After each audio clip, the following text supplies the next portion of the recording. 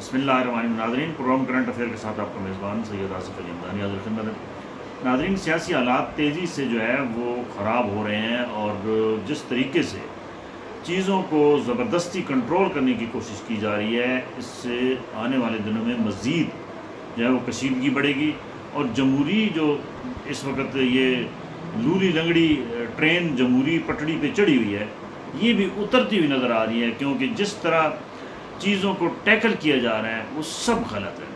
صنم جاوید کو کل ایف آئی اے نے گرفتار کیا گوجرانوالہ سے۔ آج جو اسلام آباد مجسٹریٹ ہے، اس نے جو 1 منٹ میں وہ کیس اڑا کے رکھ دیا اور کہا کہ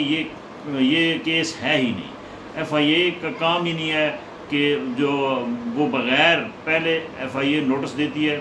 بلایا جاتا ہے، موقف لیا جاتا ہے، اس کے بعد ایف آئی آر ہوتی ہے۔ تو یہاں کل ڈائریکٹلی ایف آئی اے نے کیسے گوجرانوالہ سے خاتون کو گرفتار کر کے لے آئے؟ یہ 13ویں دفعہ جو ہے وہ ایسے ہوا ہے صنم جاوید سے، اور آج اس کیس سے بھی صنم جاوید کو جو ہے وہ فوری طور پہ رہا کرنے کا حکم دیا گیا ہے۔ ابھی ہمارے پاس اطلاعات ہیں کہ صنم جاوید کو ان کے والد اور ان کا وکیل لے کر باہر نکلے ہیں، اور کچھ ابھی خبریں آ رہی ہیں کہ ایک اور کیس میں صنم جاوید کو تھوڑی دیر کے بعد یا ابھی ہماری اس ویلاگ کے دوران ہی اس کو گرفتار کر لیا جائے گا۔ پولیس جو ہے وہ فورسز جو ہیں وہ مختلف جگہوں پہ کھڑی کر دی گئی ہیں۔ اس ملک کے ساتھ کتنا بڑا مذاق ہو رہا ہے۔ عدالت کہتی ہے رہا کرو، اور تھوڑی دیر بعد پولیس پکڑ کے اندر کر دیتی ہے کسی اور کیس میں، اور کیسز کی اتنی بڑی تعداد ہے کہ شاید ہی پاکستان کی تاریخ میں اس قسم کا کوئی کھیل کھیلا گیا ہو جیسے ابھی یہ کھیلا جا رہا ہے۔ عمران خان کو کل جو ہے وہ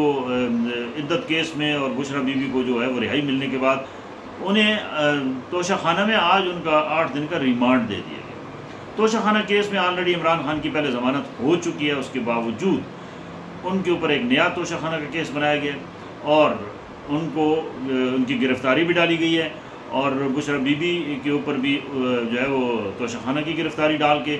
ان کو 8 دن کا جو ہے ان کا ریمانڈ لے لیا گیا ہے، اور 22 جولائی کو ان کو دوبارہ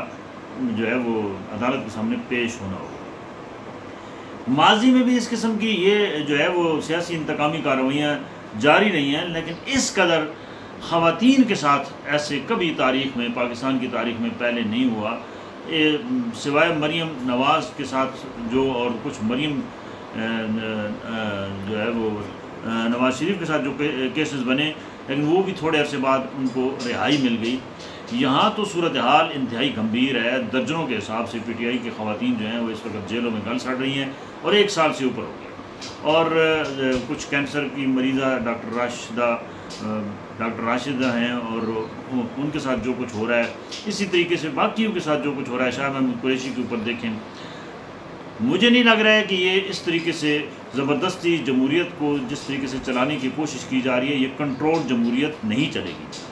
اور آنے والے دنوں میں تصادم کی صورتحال پیدا ہوگی، کیونکہ اس وقت جو ہے وہ عمران خان کا جس طریقے سے گراف اوپر آ رہا ہے، اور یہ زبردستی جس طریقے سے کیسز بنائے جا رہے ہیں، اور زبردستی جس طریقے سے گرفتاریاں ڈالی جا رہی ہیں، یہ جو ہے وہ کھیل زیادہ دیر نہیں چلنے والا ہے۔ آج مری کے اندر بھی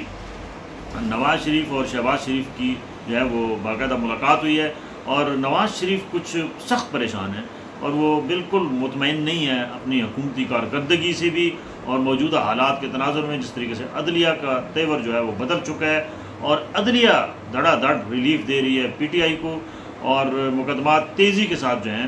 وہ اپنے جو ہے وہ انجام کی طرف جا رہے ہیں۔ ظاہری بات ہے، جب آپ کسی کے اوپر بھی بوگس کسی قسم کا بھی کیسز بنائیں گے تو وہ زیادہ دیر حقائق کے منافی کوئی بھی کام ہوگا تو وہ زیادہ دیر نہیں چل سکے گا۔ پاکستان کے اندر یہ آج سے نہیں، یہ شروع سے ہی ہے، جمہوریت کنٹرول نہیں رہی ہے، انجینئرڈ جمہوریت بنائی گئی ہے، اور اس کو مختلف طریقوں سے چلانے کے جو ہے وہ حربے استعمال کیے جاتے رہے، لیکن اس وقت میڈیا کا اس قدر سیلاب نہیں تھا۔ اب تو پل پل کی خبر جو ہے وہ سوشل میڈیا کے ذریعے جو ہے وہ قارئین کے جناب وہ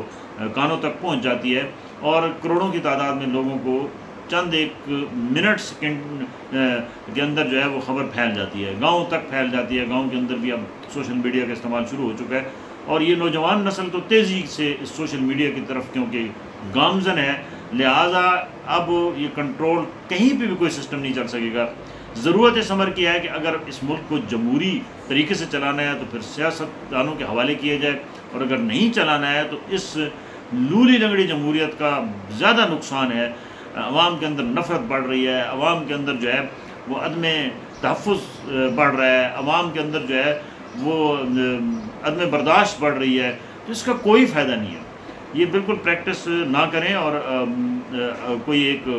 بادشاہی سسٹم کی طرف جائیں، صدارتی نظام کی طرف جائیں، کیونکہ پارلیمانی نظام یہاں ہر دور میں بری طرح ناکام رہا ہے، اور پارلیمانی نظام کے اندر جتنی بھی خامیاں تھیں ان میں اضافہ ہوا ہے۔ آج تک کبھی بھی اس پارلیمانی نظام کو شفاف طریقے سے چلانے کی کوشش ہی نہیں کی گئی، اور اب اس وقت جو صورتحال ہے یہ پارلیمانی نظام نہیں ہے، میرے حساب میں تو یہ کنٹرول نظام ہے، اور اس کو ختم ہونا چاہیے۔ سیدھی جمہوریت کو ختم کریں، اور صدارتی نظام کے تحت اس ملک کی جو عوام کی اس وقت جو ہے وہ مہنگائی، بے روزگاری اور دیگر مسائل ہیں اس کو کم از کم آپ حل کرنے کی کوشش کریں۔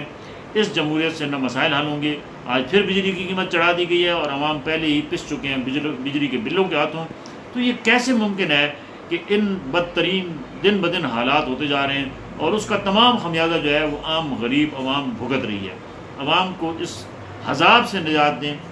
یہ موجودہ جمہوریت جو ہے یہ جمہوریت نہیں بلکہ ایک عذاب ہے، اس میں عوام کو ریلیف کے بجائے تکلیف دی جا رہی ہے، اس کو ختم کیا جائے۔ بہت شکریہ۔